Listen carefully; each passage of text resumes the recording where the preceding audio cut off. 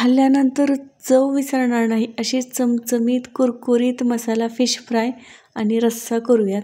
सगळ्यात अगोदर फिशला मॅरिनेट करायचं. त्याच्यासाठी 1 किलो फिश मी स्वच्छ धुवून आणि निथळून घेतले. त्याच्यामध्येच अर्धा चमचा हळद, 1 चमचा आलं आणि लसणाची पेस्ट टाकायची.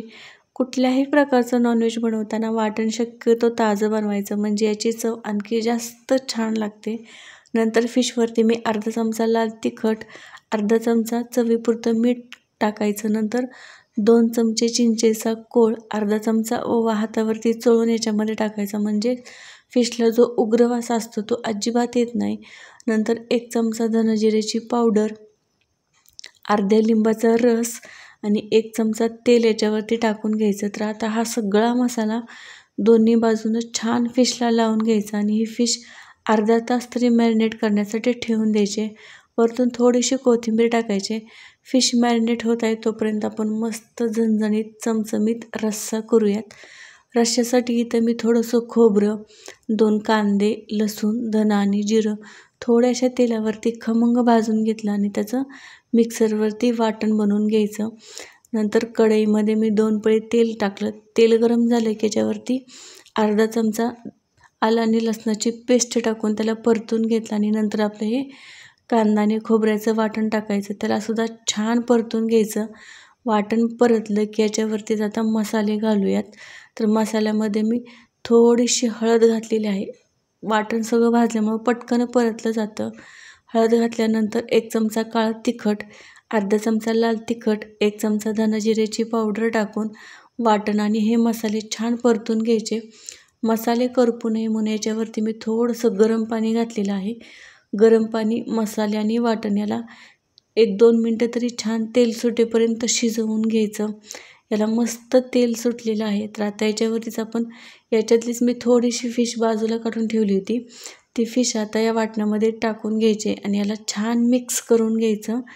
फिश छान मिक्स झाली की याच्यावरती झाकण ठेवायचं आणि आता ही फिश आणि मसाला याला 2 मिनटं तरी याला छान मी वाफवून घेणार आहे. 2 मिनटानंतर झाकण काढायचं, आणखी एकदाला छान मिक्स करून घ्यायचं. तर याच्यावरती थोडं पाणी टाकून आपली मसाला फिशसुद्धा बनवून तयार होते. याला आणखी एकदा छान मिक्स करून घ्यायचं आणि याच्यावरतीच मी 2 चमचे चिंचेचा कोळ घातलेला आहे आणि 1 मोठा ग्लास गरम पाणी याच्यावरती टाकून घ्यायचं आणि चवीपुरतं मीठ घालायचं आणि हा फिशचा रस्सा एक 5 ते 7 मिनटं झाकण न ठेवता बारीक गॅसवरती छान शिजवून घ्यायचा. शिजल्यानंतर याच्यावरती सगळ्या शेवटी कोथिंबीर टाकायचे. तर आपला हा मस्त फिशचा रस्सा बनवून तयार झालेला आहे. तर आता आपण मस्त फिश फ्राय करून घेऊयात. तर आता फिश फ्रायसाठी कोटिंग करूयात. तर इथं मी 2 चमचे बारीक रवा, 2 चमचे तांदळाचं पीठ, याच्यावरती थोडंसं मीठ, थोडीशी हळद आणि थोडंसं लाल तिखट टाकलेलं आहे, जेणेकरून आपलं फिशचं कोटिंग आहे ते बेचव लागू नये. आता हे सगळं छान मिक्स करून घ्यायचं आणि आपली ही मस्त फिशसुद्धा मॅरिनेट झालेली आहे. आता याच्यावरती दोन्ही बाजूनं हे तांदळाचं आणि रव्याचं कोटिंग लावून घ्यायचं. तोपर्यंत मी गॅसवरती फ्राय पॅन ठेवलेलं आहे आणि त्याच्यामध्ये तेलसुद्धा गरम करायला ठेवलेलं आहे. एका वेळी जेवढी फिश फ्राय होते तेवढ्याच फिशला मी हे कोटिंग लावून घेतलेलं आहे. आपलं तेल गरम झालेलं आहे. तर आता एक एक करून ही फिश आपण या फ्राय पॅनमध्ये टाकून घ्यायची आणि एकदम बारीक गॅसवरती एक 5 ते 7 मिनटं तरी छान ही फिश फ्राय करून घ्यायची. दोन्ही बाजूनं एकदम गोल्डन रंगावरती ही आपली फिश फ्राय बनवून तयार होते. फिश फ्राय होत आहे तोपर्यंत मी मस्त अशा ज्वारीच्या भाकरीसुद्धा बनवलेल्या आहेत. तुम्ही बाजरीची भाकरी, तांदळाची भाकरी किंवा भाताबरोबरसुद्धा ही फिश फ्राय आणि रस्सा खूप जास्त छान लागतो. तर आपली फिश फ्राय बनवून तयार होत आहे. रस्सासुद्धा बनवून तयार झालेला आहे. भाकरीसुद्धा बनवून तयार झालेली आहे. तर आपण याचं छान असं ताट करूयात.